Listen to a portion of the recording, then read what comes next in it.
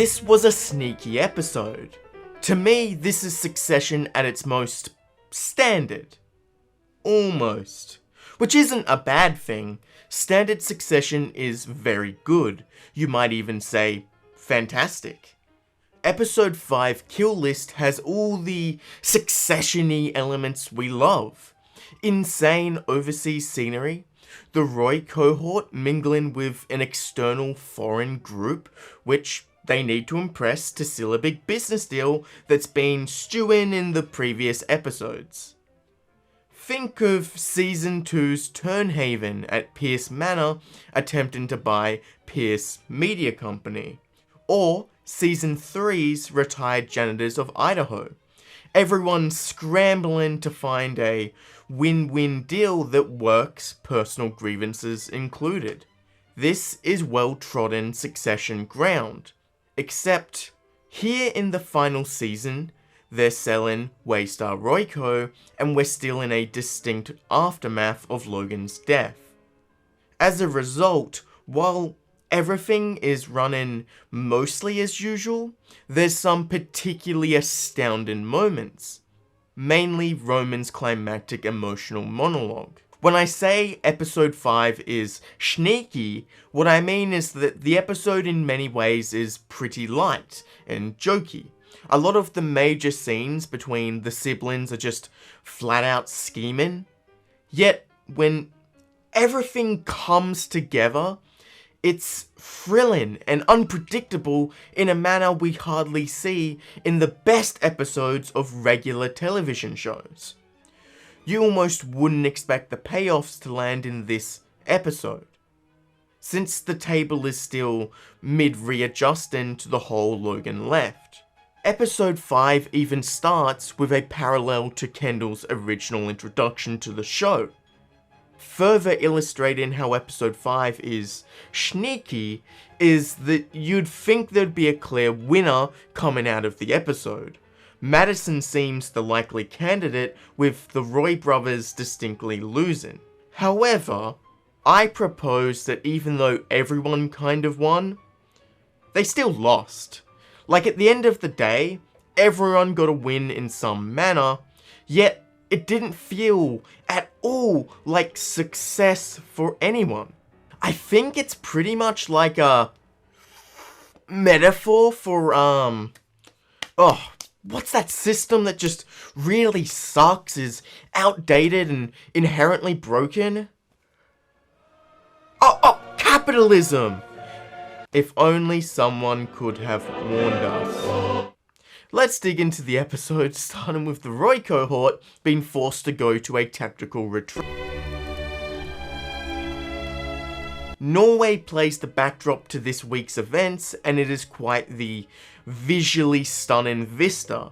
Apparently it's the same hotel that was used in Alex Garland's Ex Machina.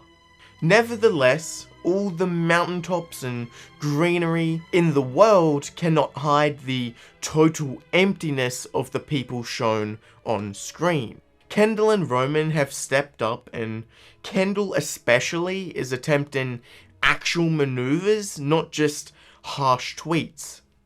The usual Succession charade of almost sibling bonding, corporate dunking, quick dry wit, and general blurred lines between the character relationships is here, but the episode doesn't really get going until the reintroduction of our likely new antagonist, Lucas Madison, played by Alex Skarsgård.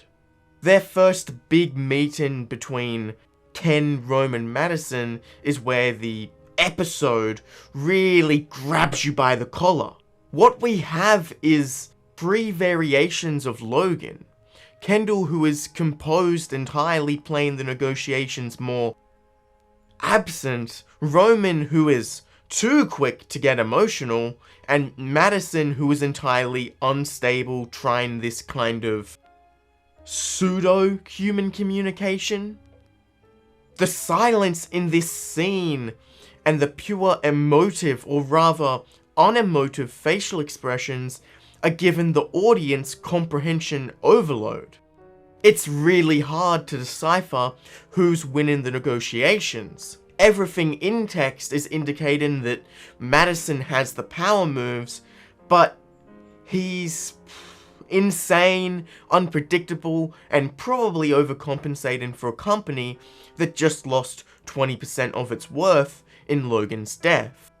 Nothing perfectly indicates just how batshit Madison is than his bonding with Shiv. Now, maybe this is some big 4D Madison chess move.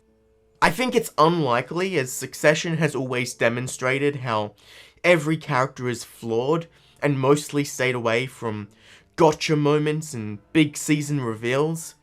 Thus, Madison revealing how he sends frozen bricks of his blood to his female head of comms to Shiv is a poor business move and truly some Jared Leto shit.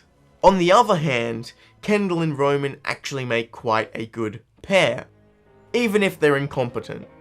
I think with some more time to grieve and open, honest conversations about what they want could truly place them as successful heirs to the company. Additionally, if they want any hope in finding peace, which appears less and less likely as the season progresses, they have to move past Logan.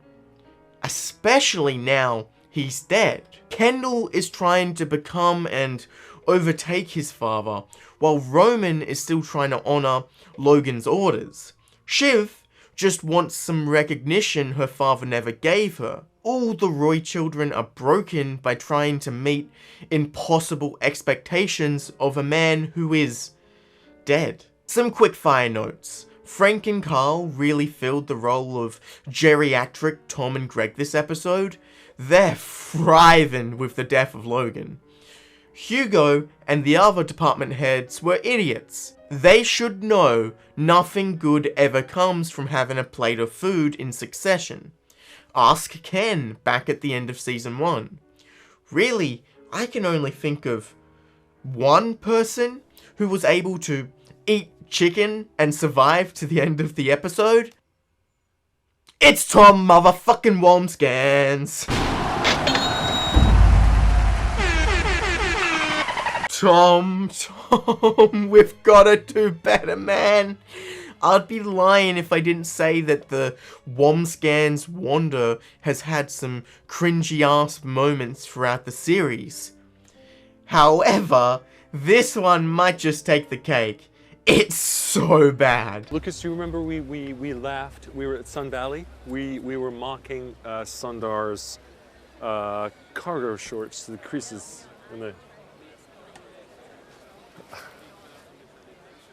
Okay. Yeah. Yet, even at all-time lows, it appears as if my boy might just be finding his footing. Maybe not all hope is lost? Tom finds his way into better standing with Shiv in a scene that is very strange, where he finally gives some decent pushback against Shiv's bullying. Greg throughout the episode is moving away from Tom and more towards the sibling quad, and I think a good question going into the final half of the season is, will Tom and Greg play a bigger role moving into the conclusion, or remain comic relief emotional punching bags, especially now the siblings have taken center stage? Finally, let's move into the final section of the episode.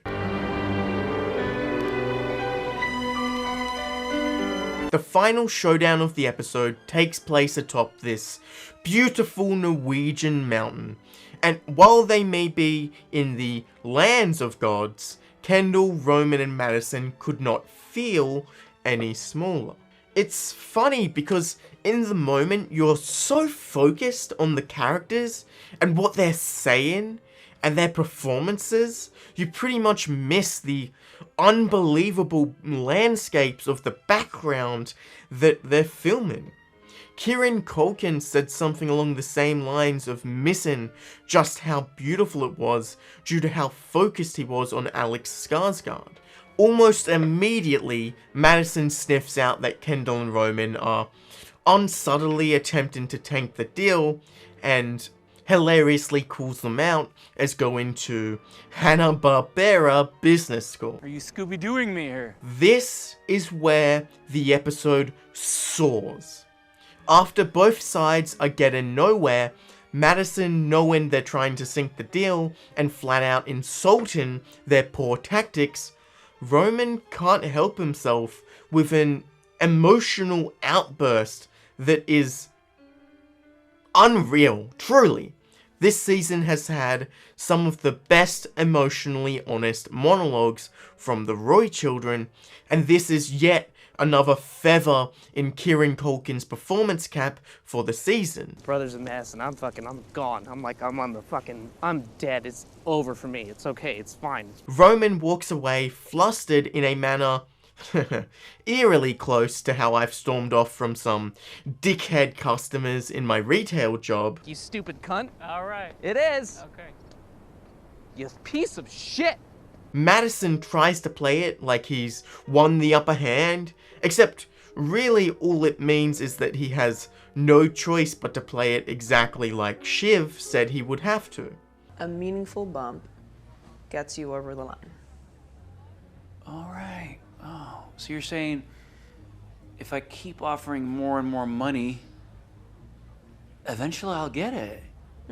It's hard to read exactly what Madison wants, but his core could be as simple as wanting to defeat his opponents in a total ownage, Viking massacre, almost incel manner. It's sad. Clearly, the losers are Kendall and Roman, since they didn't get what they explicitly stated they wanted, and I mean, their poor faces in the final scene are out of this world. However, they're celebrated as champions. They got the deal and exceeded all expectations. The old guard get their massive pay bump, however, the majority of them are on the kill list. Shiv throughout the episode is sidelined, even if I appreciate Roman's attempts to include her. However, she gets to see ATN burn and builds rapport with Madison. In the same vein of Kendall with Volta and Logan with Pierce, Madison is forced to give a number so good that it's impossible for the siblings to decline. Likely paying way more than he should because it's about ego at this point. No one is really winning or losing, and can you ever truly win under capitalism? I think not, and so I suspect does Jesse Armstrong. However, from the ashes comes a champion who may just be doing pretty well, at least compared to the last few episodes. I bet you thought I was done talking about Tom motherfucking Wambsgans, who finally shows Shiv who's the man, and entirely avoids the kill list. Tom? What about Tom? Tom must be on the list. Oh my god. I don't see him. Great Sid's apparently going bye-bye. Nothing can stop this majestic phoenix soar. The Wambsgans Wagenda is still alive. You better climb Tom the bandwagon right now. Succession doesn't miss. I don't know how much more I can explicitly state that the writing is masterful. The characters portrayed in the show may think they're gods on Olympus, but they're not. They're hardly even human.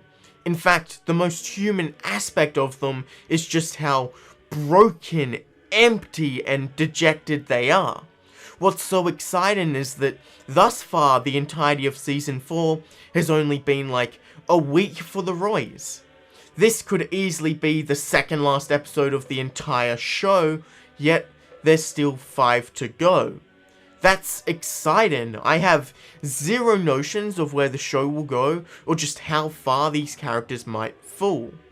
Next week might be a big Kendall week from the previews. I mean, that's the face of a man who might just go up on stage and say the N-word.